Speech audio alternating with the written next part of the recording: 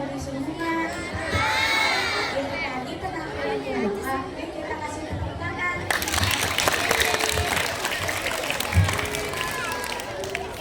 Penampilan berikutnya apa ya?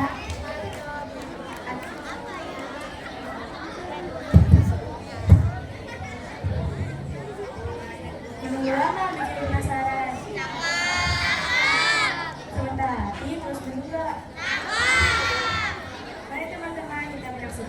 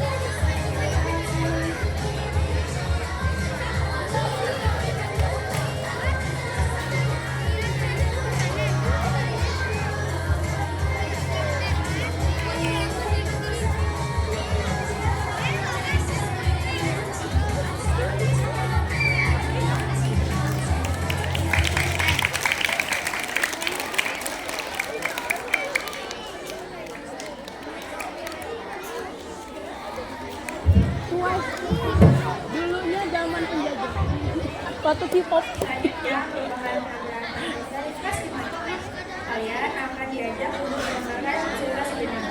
Seperti diketahui ini berasal dari kampung Condet.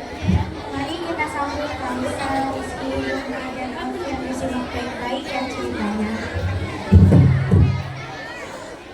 Gambarnya terlalu kecil, kalau nggak maju, kalau nggak digedein dari situ nggak bisa. Lewat kelas dulu. Dahulu kala, festival panen buah di Kampung Condet selalu ramai dihadiri orang setiap tahun. Warga kampung itu hidup sejahtera dan makmur karena tanahnya subur. Namun, pada suatu saat, Kampung Condet mulai menjadi sepi. Ini disebabkan oleh petaka penyakit yang sering menyerang warga Kampung Condet. Penyakit ini menular dan menjangkiti hampir seluruh warga kampung. Muncul ruam di sekujur tubuh mereka yang semakin lama semakin banyak. Warga yang terkena penyakit ini menjadi demam dan tidak bernafsu makan. Bahkan ada beberapa penderita yang tubuhnya lemah dan meninggal dunia. Di suatu pagi, sepasang suami istri membicarakan wabah tersebut. Ini badan makin lama makin kurus bang.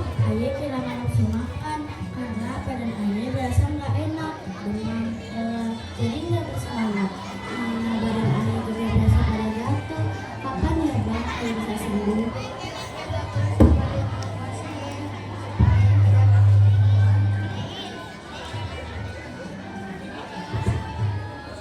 Kita doa terus kepada yang berkuasa supaya penyakit yang menderita yang cepat pergi. Dan sahabat rela tuh kata demam yang begini. Gue sedih, gue jadi serba salah yang mau ngapain. Kalau gue bisa lagi pasti udah dilakuin banget.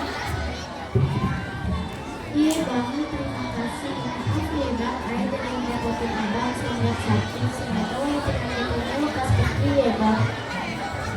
Amin, nanti sampai-sampai cari cara bagaimana supaya penyakit ini bisa pergi dari kampung kita yang sudah sudah. Tapi semuanya bersama juga. Amin. Ridwan suami Lela, ia tidak seperti istrinya yang terkena penyakit misterius itu. Ia dapat melakukan kegiatannya sehari-hari tanpa merasakan gangguan di tubuhnya akibat penyakit itu. Ya udah, ayah mau masuk dulu. Nanti kalau suara ada orang, ayah mau sholat, pergi sholat. Nanti ayah berdoa lagi, pergi sekolah dan balik kampung. Iya bang. Setelah pergi sholat ke surau dan kembali di rumah, ia tidur. Dalam tidurnya, Mizwar bermimpi.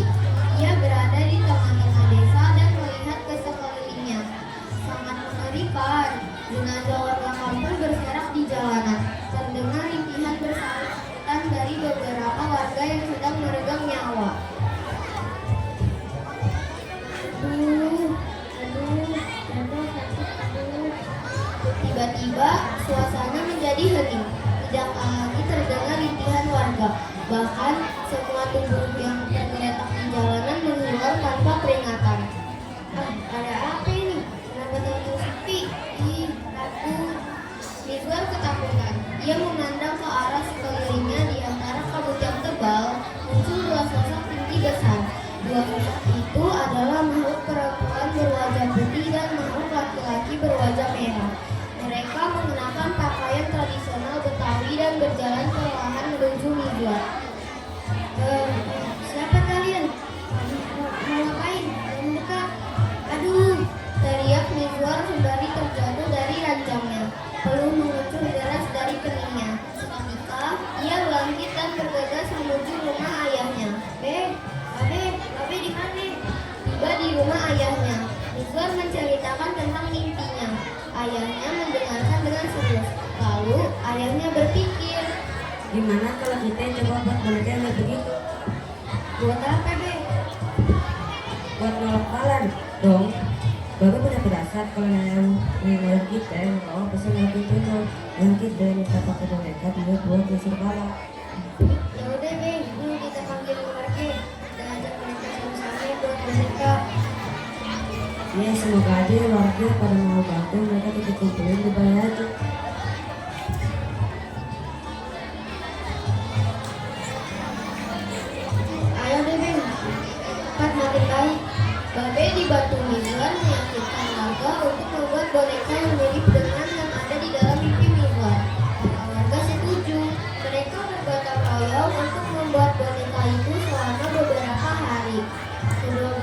itu dibuat dari bambu setinggi 2,5 meter dengan rambut dari ijuk. Kedua boneka diberi mata melotot dan gigi taring. Boneka perempuan berwajah putih dan mengenakan baju kurung merah menyala. Sementara itu, boneka laki-laki berwajah merah dipakaikan baju pangsi, ikat pinggang, dan kain batik. Tak lupa, boneka diberi selempang dan hiasan. Setelah selesai dibuat, para warga mengarak kedua boneka raksasa keliling desa dengan iringan suara kepungan. Syukuran dan tahlilan warga menutupi arakan ini. Benar saja, setelah beberapa lama, wabah penyakit di kampung Condet menghilang dan tak pernah menyerang lagi. Kampung ini pun mulai ramai kembali dengan festival panen buahnya. Cerita tentang boneka penolak bala dari kampung Condet mulai menyebar ke seluruh Betawi, Serang, Tangerang, dan Tangerang Selatan.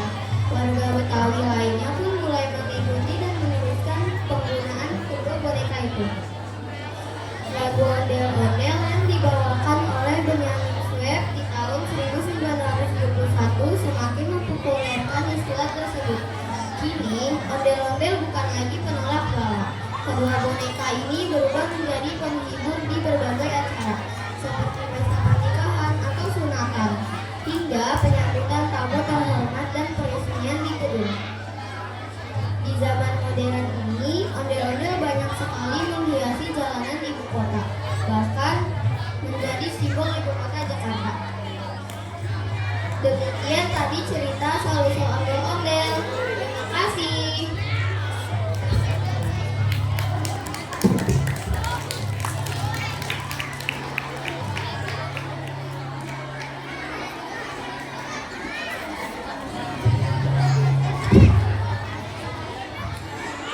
Pergi berlibur ke Pantai Kuta.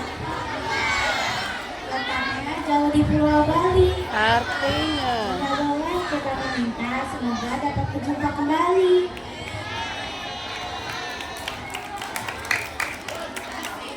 Bagus pula paling di atasnya tabur dengan serasi. Sekian penampilan hari ini, kami ucapkan banyak terima kasih.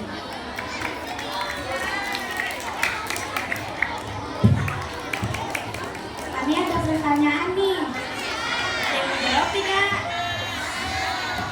Pertanyaan pertama adalah apa nama judul cerita dan siapa saja tokoh dalam cerita?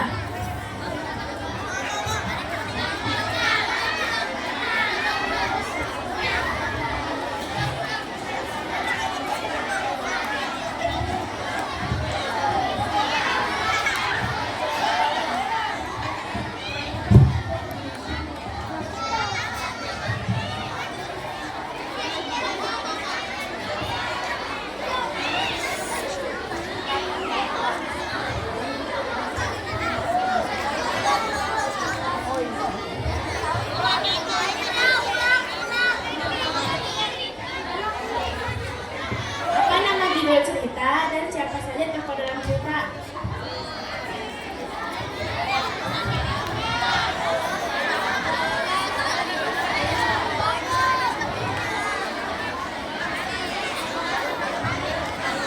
Hadap sini. Hadap sini, Neng. Hadap sini, Neng. Reja, Babe, Dela, asal-usul ondel-ondel.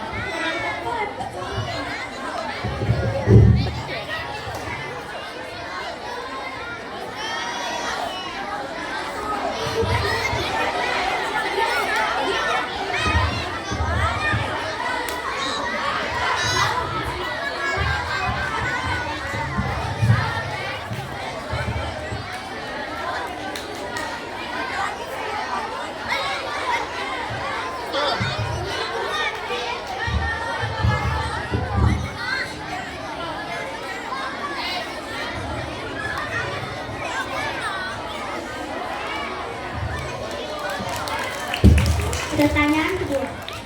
Di mana terjadi wabah penyakit dan penyakit apa yang menjangkiti warga?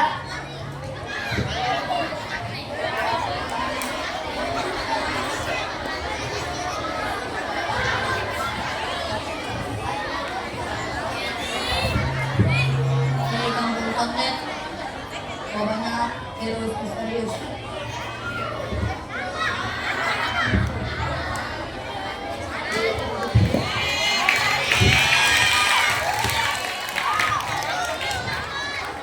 Pertanyaan ketiga. Apa yang dibuat Najwa dan Babenya sesuai mimpi dan jelaskan tentang benda yang dibuat itu.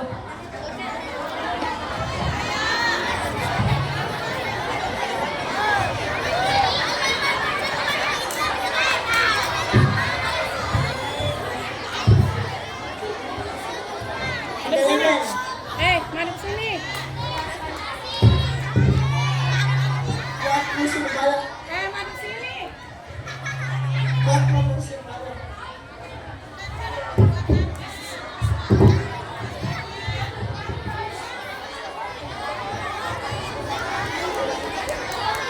Ayo.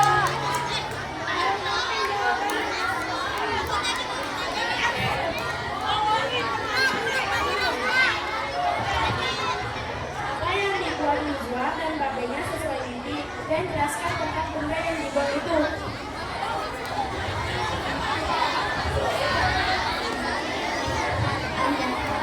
Neng, madep sini, Neng.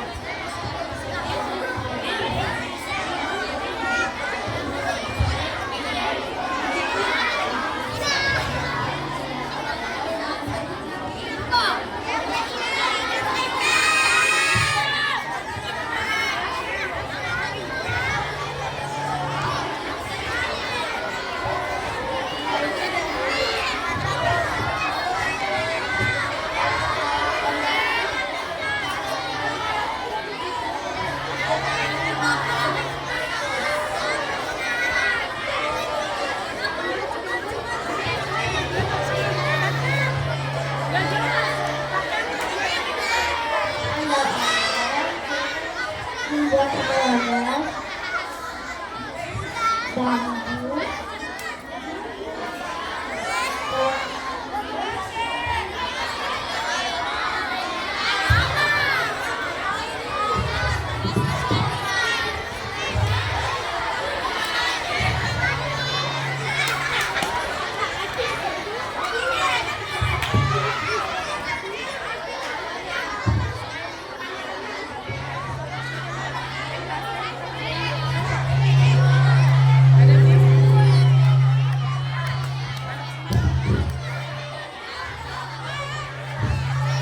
adalah membuat kayu 2 meter.